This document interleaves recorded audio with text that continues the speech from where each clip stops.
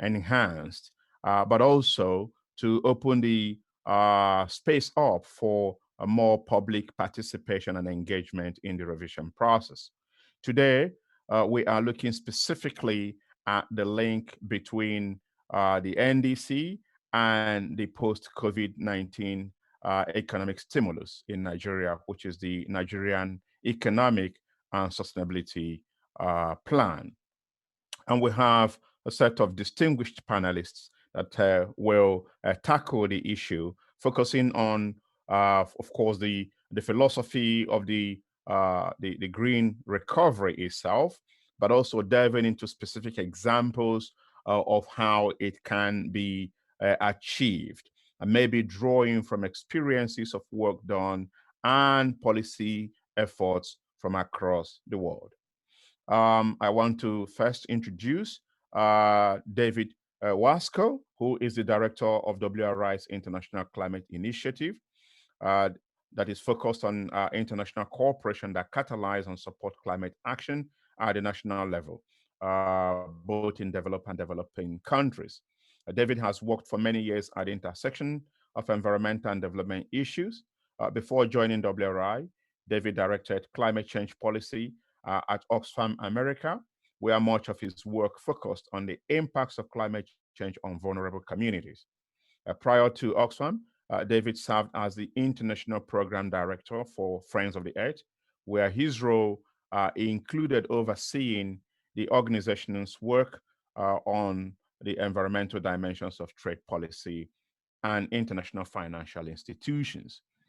David has testified before the Congress of the United States of America in on responses to climate change and trade issues. And he is frequently the go-to person um, for a number of high-profile media organizations such as the Washington Post and the New York Times on issues of climate change. Another of our distinguished panelists is Dayo Adeshina. Dayo is the National Program Manager at the Office of the Vice President of the Federal Republic of Nigeria, in charge of the national LPG or gas expansion. Dayo is an LPG expert and passionate environmentalist. He has over 25 years of experience in various industries around the oil and gas and power telecommunication. He was the president of the Nigerian LPG Association until 2017, when he was appointed the program manager, National LPG Expansion Implementation Plan at the Office of the Vice President, as already indicated. Next, we have James Oke here, who is a climate change expert with well over 18 years of experience working in climate mitigation and adaptation and sustainability issues. James is a member of the team that actually prepared the first nationally well-intended, nationally determined contribution, and he has participated in international climate change negotiations processes under the UNFCCC. James continues to work as a senior climate change and sustainability analyst with various high-profile organizations. We have Olademi Owo, who is currently the national president, Women in Energy, Oil and Gas, Nigeria. Dr. Owo is also a secretary, Women in Sustainable Power Africa Network, a global women network for energy transition, Austria, Forbes Women Group, Energy Group.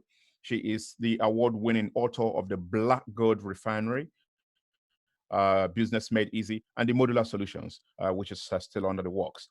Dr. Owo is among the winners of the 2020 African Women in Energy Conference and other awards. She is an experienced business executive in the oil and gas industry with experience spanning logistics, sales, marketing, enterprise, resource planning, operation terminals, customer relations, projects and services management. And then we have Honorable Sam Onibo, who is a two-term member representing Ikwa-Normoya Federal Constituency of Abia State in the House of Rep. Honorable Onibo is the former Chairman House Committee on Climate Change in the Federal House of Rep in Nigeria. and he is also currently the Vice President Africa of Globe International. And he is also the chairman, Climate Parliament Nigerian chapter. As the chairman of the House Committee on Climate Change, he worked tirelessly and vigorously to champion the Nigerian Climate Change Act bill in the National Assembly. And he tells me that he hasn't given up yet. Last but not the least, we have Mario Finch, who is a research analyst under the Global Climate Program of the World Resources Institute, Washington, D.C., USA. Mario conducts research in support of WRI's partnership initiative to empower cities with the data necessary to understand and complete successful greenhouse accounting and climate change action. Mario has experience in energy and emission modeling and in climate and energy policy analysis in Latin America, in the Caribbean, and in the United States. Previously, he's worked at nonprofit organizations and think tanks on a vast range of topics in the area of sustainability, such as on biodiversity and conservation, building energy efficiency, and grid restructuring efforts, among others. So we have a very highly distinguished set of panelists and a very interesting set of questions to tackle today. So we will go in the order of Mario first and followed by James. Mario will provide a broad overview of the philosophy of green recovery and give some examples of maybe good practices from a range of countries that has been studied by the WRI. And then after that, we have James, who will follow, and then we get intervention from Dio, from Olademi, and from Honorable Simon Iwo. And then we will have David Wasco provide a brief comments as a discussant, and then we'll open for Q&A. But in the interim, if you have any burning question, please feel free to put your question on the Q&A or on the chat, and I will be gathering them to pose to the panelists at the end of the presentations. But we will not be taking questions after every presentation. We'll finish all the presentation, get the comment from the discussant, and then we'll open the floor for Q&A. And now, Mario, over to you. I think you should be able to share your slide now. But if not, let me know. Mario, you have... Not yet. I'm still disabled. Part of the challenge case, I have you signed up on multiple... Is it better now? I think I have you on two different materials, two different screens, or two different sources. So I'm seeing myself on 3 different windows, but I'm still not able to share my screen, unfortunately. This is very... Right.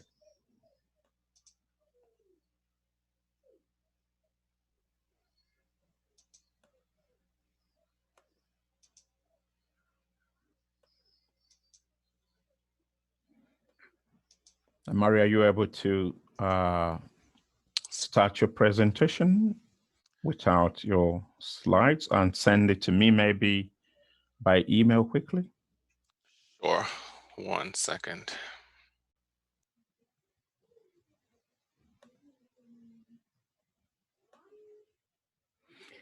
Alternatively, we can also start with James, whose slides I think I have.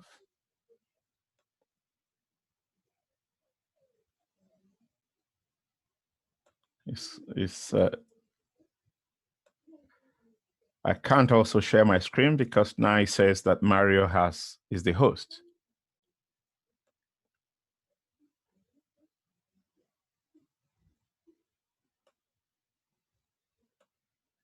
Hello, Mario. I'm still here. I'm just trying to send my presentation really quickly. But I'm still not able to share the screen in the meantime. I just checked again. We have you signed on about 3 different places. And it looks like I'm not able to share my screen now because it says that you are the host. Chuck's, it's somehow showing me as one of the Marias, but let me, I had started recording the session, but let me pause that because that may be causing part of the problem. I think so, maybe. All right. And are you able to change your name, David, so that it becomes clearer? I will try, yeah.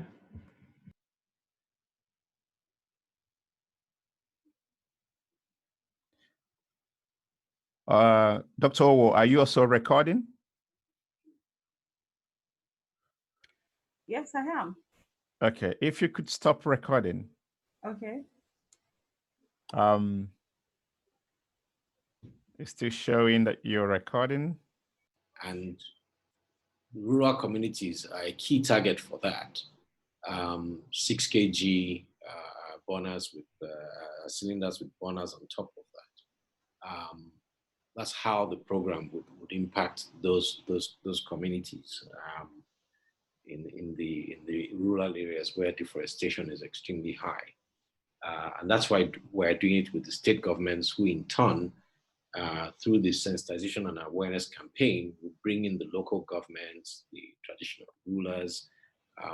It's a statewide collaboration with all those states, initially in the pilot states, but eventually the entire country, because also we're able to learn from some of our experiences in those states.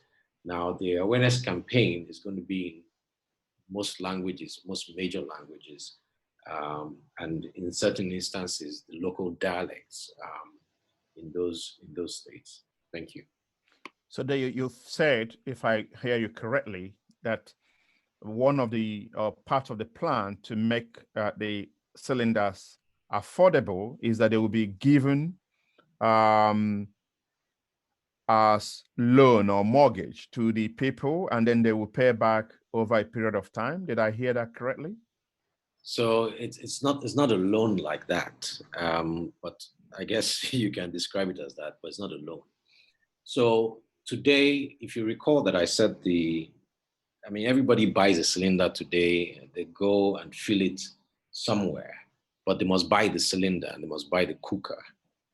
What we're saying with this scheme is that the ownership of the cylinder now belongs to the marketers. They have to look after it and ensure that it gets to you.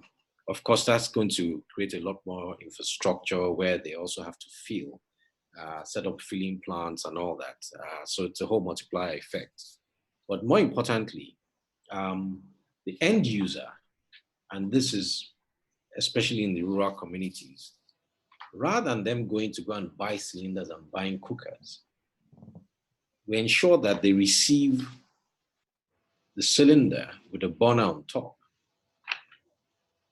And they can repay over time. Each time they refill, a minimal amount will be deducted that goes back to the repayment for the cylinders, because obviously the funding for that would have come from multilateral DFIs. Okay, thank you.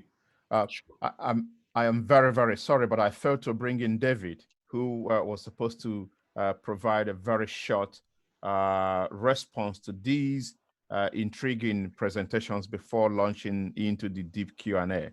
Sorry, I'm very sorry, David. Please, if you're still available, and I think you are, you've unmuted your microphone, can you start with your, short discussion, questions, commentary, and analysis? Sure, thank you very much, and it's great to be part of this conversation. It's been extremely enlightening, and I'll be very brief because I think there's some excellent questions, and I'm sure good discussion to be had. Just a few thoughts. I think one thing I wanted to add, and I think Mario did an excellent job of laying out some of WRI's thinking on these issues, is that there's really a two-way street between economic recovery in the COVID context and what needs to happen on climate issues, including or especially in the enhancement of NDCs. And it's not one headed in the direction of the other, but I think, or vice versa, but rather both informing each other, ideally in positive ways. Just a couple of very quick thoughts on things that I think could be part of that two-way street. So one is that the current NDC focuses on, I believe it's 20 to 50 megawatt solar power plants as the objective to be addressed. And it does not address solar home systems, whereas the NESP does address solar home systems and has a quite ambitious target for those. And so one thing that the NDC, I think, could integrate in its enhancement this year would in fact be that solar home system component of the NESP. Another area to point to is agriculture. This came up several times, I think. One dimension that I think is not reflected in either of the NASP or the NDC is food loss and waste issues. And I think that that would be an opportunity in an arena in which both the NASP in terms of agricultural productivity could be strengthened in terms of food security issues. And then also a way in which the NDC could address the climate impacts from the emissions having to do with food loss and waste. And just one data point on food loss and waste, globally, about a third of all calories globally are lost to food loss and waste. And so this is an important food security opportunity. And as one increases agricultural productivity, as the NESP envisions, it also becomes important not to let that end up in food loss and not really reap the benefits of that. A couple other broader points I wanted to make in addition to some of those specifics. One is, I think, process within governments is something that we're seeing around the world as a critical question, how to address whole of government approaches. So how, for example, those that are working on the NDC might engage with those that are engaged around the NESP within the government, whether it's the Economic Sustainability Committee that I believe developed the NESP or others. How does the Environment Ministry and others working on the NDC right now engage with those working on the recovery planning? And then finance is another arena that's quite important. That was mentioned earlier. And I think really thinking through how finance does flow to these various objectives will be quite important. And then last thing I'll mention is just on the gas front. We're doing some research right now that shows in general, but obviously there are context-specific differences, but in general around the world, the evidence is that renewables over the longer term tend to be a greater job generator than fossil fuels. Now, I realize in the context of the economic recovery right now, as we've just heard with LPG, for example, gas can be an important job creation opportunity. And so it makes sense to have a short-term focus on what kinds of job creation benefits there might be. But looking out over the longer time horizon, there are obviously the climate impacts, the greenhouse gas impacts, and how one wants to head toward 2030. But I think also there are job creation questions that are important to delve into in terms of what the longer term trajectory on jobs might look like. And I think that would be an important area to over the longer term to really think about it. And I think it's highly relevant in the context of a 2030 objective, such as one has in the NDC, as well as thinking about the Sustainable Development Goals and where one wants to head to achieve those, which come due in 2030 as well. So thank you again very much. And eager to hear some of the rest of the conversation. Thank you, David. Excellent, powerful questions.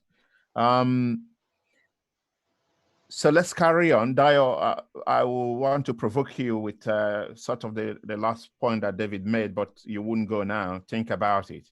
What will be your response to the point that, yes, it may be a good idea to focus on gas short term, but what is the transition plan, if any, at all? But chew on that while we go to James, to Oladuni, and to Mario to take those questions that I posed previously. If you want me to remind you, please let me know. But if you have the question, you can start to answer. Any of you can go first. Yeah, please remind me again, Prof, please, the phrase. Well, James, for you, the question was about the extent of involvement of the people of Nigeria in these sorts of policies that you have talked about.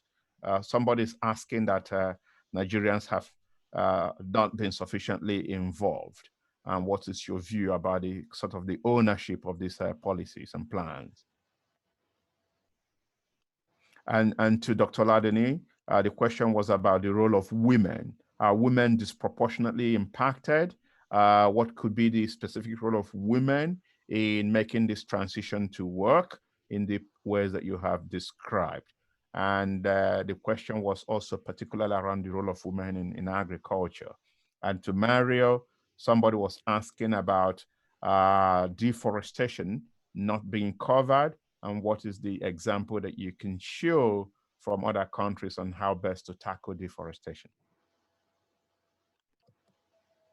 Okay, Prof. I'll start by saying, for as much as possible, Nigeria, would remain involved, for as long as we have resources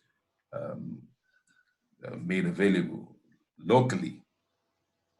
And that's part of why we are looking at how to integrate the NESP document and the NDC. And that addresses the 20% contribution, while that of 45% would be when we are able to source for external support in the form of technology transfer, capacity building, and finance. Now, talking about how people of all stratas should be involved in the society, I don't think there's any social exclusion here. I know quite well the NDC, as crafted in 2015, did not address the issue of gender and social inclusion properly. But I believe the reviewed document should be able to take account of it this time around. Nobody's excluded, especially as the government is coming up with these various interventions and programs. And the likes of myself and everybody on board here is also looking at how to get this integrated so that we will be leveraging on what we have to meet that 20%. And that's what the NESP document is trying to speak about when we talk about aligning it with the NDC.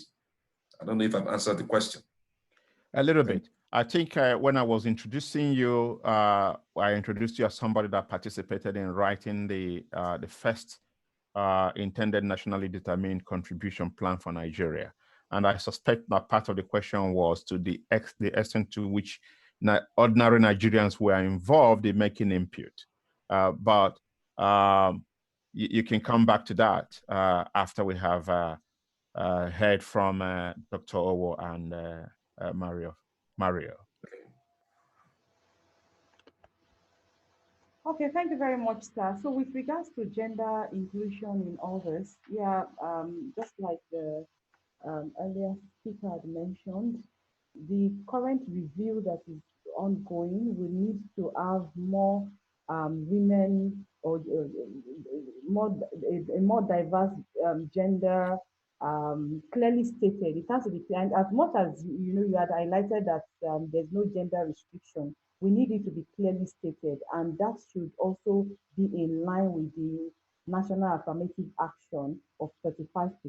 That's one. Then the second aspect of things is the fact that if you really look at the people that are carrying out most of the renewable activities in Nigeria, I can tell you that they are mostly women. So if you see all those people that are picking plastics to be converted to whatever they wanted to convert it to, they are majorly women. If you notice those that are doing some of these renewable activity, renewable installations, such as solar, they are majorly women. So this is a platform that we can also use to empower women in the nation. And of course, you know that when you empower a woman, is that you are empowering a whole nation and you're empowering generations, not just even our own generation.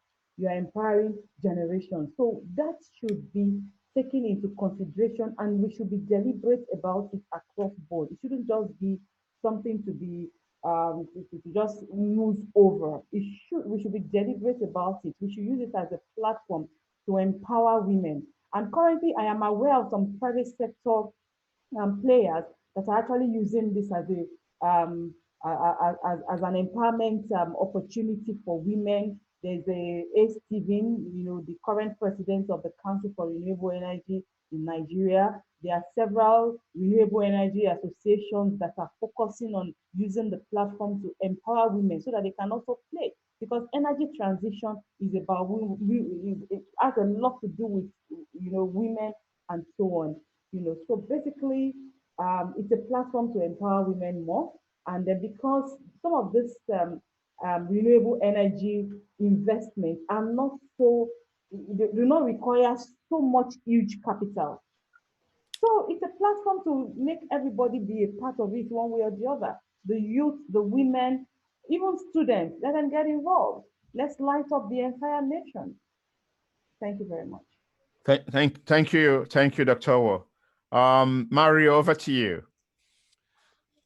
Thank you so much, Prof. So with respect to deforestation, we see that when it comes to achieving our NDC, for example, we don't only need to focus on mitigation options because of the given climate crisis. We also need to consider adaptation options as well. And we find increasingly the narrative have been shifting towards things like improving nature-based solutions or reforestation initiatives to be able to not only adapt, but to also support existing communities in the space. So there's an increase in things like payment for ecosystem services to protect forest, and increased understanding of the importance of nature-based solutions to protect our coastlines and wetland areas. And on top of it, there are also these global initiatives that countries are making sure that they sign on to complement their existing national policies around reforestation or deforestation. For example, Colombia. Colombia is one of those countries that has a deforestation initiative, which they are hoping to go to zero deforestation by 2030. And in addition to that, they are part of global initiatives such as REDD+, which complements some of their existing goals, which they hope to achieve as part of their NDC. And part of that is to reforest certain, I think 2 million hectares of trees by 2030. Also, as part of WRI, for those small businesses or NGOs that are also interested in the either deforestation message or reforestation initiatives, there is a platform that was launched recently called TerraMatch under the WRI banner, which helps to connect funders with projects and people in country that are growing trees the right way to ensure longevity of the tree to be able to deal with some of those sequestration aspects as well. In addition to that, countries are starting to explore things like carbon markets and ensuring that carbon offsets that could come from from trees, most especially, is one of the big initiatives that people are taking into consideration now. So because of that role that trees play in the carbon market discussion, more people are increasingly setting up national policies that deal with deforestation as part of their national initiatives. And it's a hope that some of those initiatives could be captured as part of the NDC to ensure proper alignment, with not only just the stimulus package, but with actually things that are going on the ground locally. Thanks very much. There are several other questions. I will outline them, and then anyone can feel free. But Dayo, there's a question about the role of public transportation and the use of gas. Is it the case that your gas expansion scheme is focusing on only the LPG, or are you also considering the use of gas in some kind of public transportation infrastructure? There's a question about what is the role of media and how media can be more engaged strategically to achieve these objectives. There's a question about that Nigeria still talks good on paper about involving civil society organizations, but that the role of CSOs, both in policy design and implementation in Nigeria, remains weak, and whether the panelists would like to comment on that. People have expressed the desire to receive Dr. Owo's presentation. If she's willing to share, she should let the host know. There's a question about the disproportionate impact on COVID on vulnerable people, the low of the low in the society, and whether the panelists can shed any light on the role of the recovery plan and or the NDC in attending specifically to the disproportionate impact of COVID-19 on vulnerable people. And then one more question is, should we encourage clean cooking, clean in quote, or should we be absolutely discouraging the use of charcoal in Nigerian context? So a lot of tough questions. Anyone can jump in and take any of those questions. And please be brief because we're approaching the hour mark now. Okay, thank you very much. Let me first of all address one of the presentations, Dunni's presentation, where she said that the 20% reduction in emissions had been achieved. And that was ascribed to the Minister of Environment. Obviously, because I found that hard to believe, I'd contacted the minister. He said no such thing. That what he said was that by COP26, he'll be able to say where the country was. Obviously, because there is still a whole lot of mitigating projects from the private sector. And so all these things need to be aggregated. So Nigeria has not attained the 20% reduction in emissions. I just thought it was important to clarify that. We're all one government, so if we need to be able to verify certain things, and this has international implications for the country. Then to the specific question on public transportation, yes, certainly. That's an area that's quite key because, again, there's uniformity in those vehicles. So the complexity of converting vehicles, especially when the different brands, there's certain aspects of it. There are warranty issues involved. There's also the special insurance that you require when you're dealing. So there's a whole gamut of things that on the regulatory side that we're looking at. The workshops need to be certified. The kits themselves need to be certified. The last thing you want are incidents when people see a business side to the conversion and then just go and bring in all sorts of kits. So what we're doing is being done in a structured manner in conjunction with the NADDC and SON, and of course with the state governments. And that's why I outlined the collaboration with the state governments and the OEMs. It's very, very important. Safety is a huge aspect of it. Ultimately, yes, the emissions reductions. So public transportation certainly takes high priority in all of this. So that certainly is being impacted.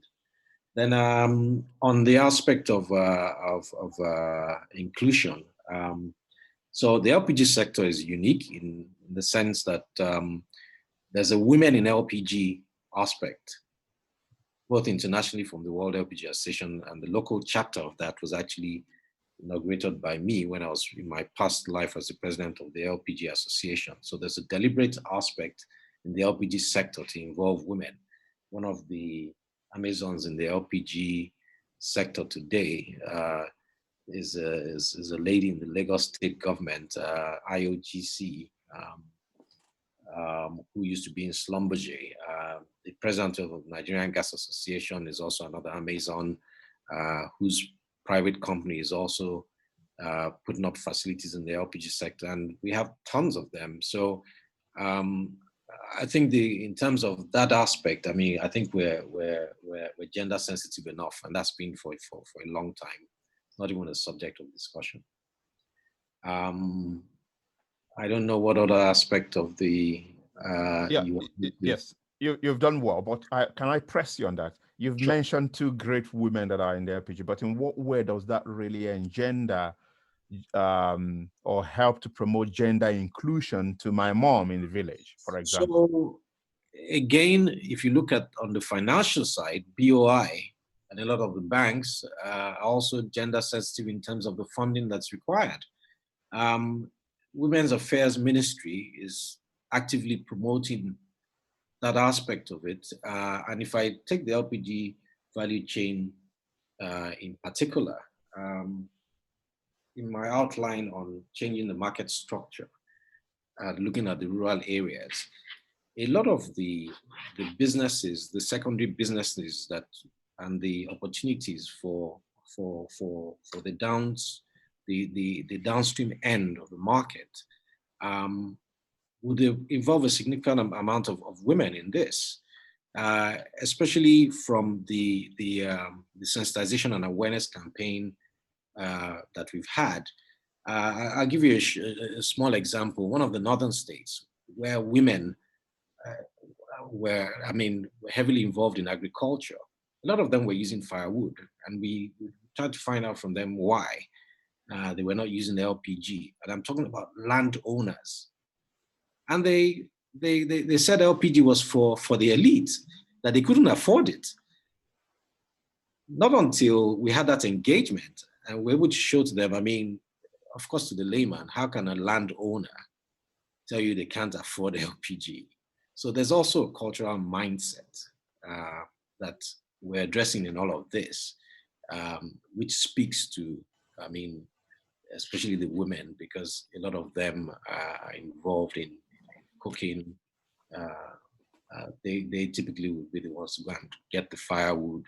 They're the ones who would carry this firewood. They're the ones who do the cooking. They're the ones who inhale the smoke from the dirty fuels. Yeah, fantastic. Okay, there are a lot of other questions and just 2 more minutes to go. I'm open to whoever wants to jump in, but please make your response very, very brief. And may I also say, Dio, that if you look at your chat box, Dr. Laduni Owo has actually provided a link to a This Day newspaper publication on the 16th of February this year that purports to say that, to report that the Minister of Environment has said that Nigeria has achieved its 20% emission reduction contribution already. And so she, I think, helpfully indicates that it might be good for the Nigerian government to retract that or clarify that. Because you're absolutely right. As a climate scientist, I don't think this is the case. Of course, the reduction is to 2030. So even if Nigeria hasn't achieved it now, it doesn't mean that we are in default. So it's important to make that clarification. But quickly to our panelists, any other key thoughts, please? Very, very briefly. Thank you very Hello, much. Prof. Yes, Oladuni, go ahead. Okay, I'd like to speak to two points. The first one is that mindset change, or the need to ensure a paradigm shift or change the cultural belief around LPG, which is beginning to happen, but at a very slow pace. And currently, most of the people that are carrying out that activity are civil society, NGOs, and so on. So I think there will be need for the government to take that on as a major project, and not just the government supporting an NGO or a civil society organization. I know there's a plan like that in place, but we need to see more of it happen even to the grassroots. Because whether we like it or not, if you actually do a financial analysis, which is the point I normally come from, it is cheaper to use gas than to use kerosene. Because with kerosene, people just need to understand that, and that number has to be shown to the layman. And as soon as they get that, I can assure you that they will do that swap like yesterday. That's one. And two, I know there was a time there was a plan. I don't know whether that plan had been fully implemented for massive injection of cylinders. Because yes, you've been able to then shift their paradigm from kerosene or from whatever, or coal or firewood, to gas. Okay, so where is the cylinder? Now, if the government really want to help the people and such that it's affordable and accessible, just like somebody posted in the question point, we should actually do mass injection of cylinders and give it out to them. Let it be like SIM cards. Then let them buy the LPG. Let it be like, let it be like SIM card. And lastly, I'd like to emphasize on, just like now we are beginning to see modular refineries happen for oil refining, we should also start looking at gas modular refineries or modular gas processing plants, so that we can also be able to churn out more LPG. It is not happening now, and that is why it is very, very expensive. Thank you. Thank you very much. Thank you very much, Dr. I really need to respond on at this juncture. Okay. Okay, Dayo, go ahead, but very quickly, please. I can log out. Okay. So I'm sure I presented the government side of the cylinder injection earlier on, and the plan that we had in transiting to marketer cylinder-owned model, with an injection of 5 to 10 million cylinders in the next 1 year. So that's been addressed. On the gas production and utilization, just in December, MPDC started production, domestic production of LPG, and is looking at about 240,000 tons from there. Kwale Hydrocarbon in November started production, and this year there's at least 2 other players that should start domestic production. So we looked holistically at this market before we set the targets, and we did all our risk assessments to see what would be the drawback and where we can have challenges with the supply structure. And I know that in a presentation earlier on, you talked about imports. So those were things that had happened before you had terminals coming on stream. And in the last 3 years, there's been at least 5. The latest 2, November, December last year, Techno Oil and Rain Oil. This year, there's at least another 2 that would come on stream.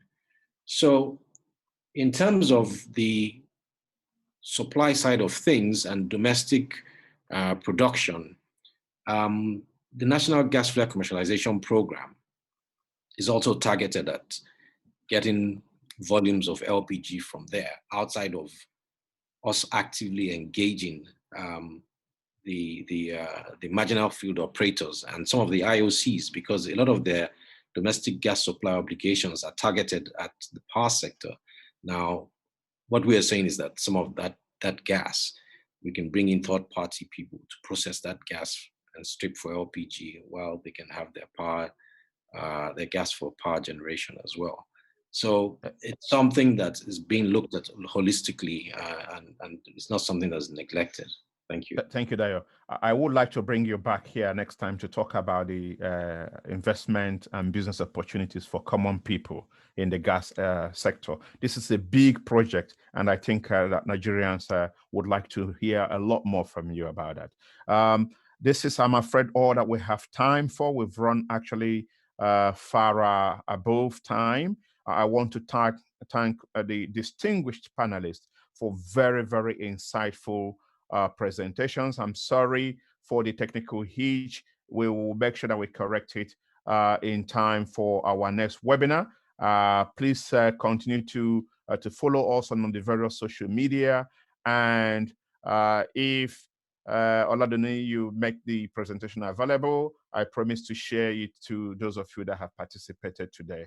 But the general report that James presented will be shared in due course when it's cleaned up, typeset, and prepared for publication. And there are a number of other research products, including the legal dimension of the NDC revision, assessment of the extent of implementation, the role of agriculture, adaptation, and a number of other fascinating analysis which you have done, which we will be uploading on the center's website. So feel free to check the website and download those reports in due course. I'm afraid that's all we have time for, and I just want to thank you all again for excellent questions and for participating in this webinar. Thank you so very much, and have a good evening. Thank you, Prof. Thank you so much. Thank you very much. Pleasure to be here. Thank you. Bye-bye.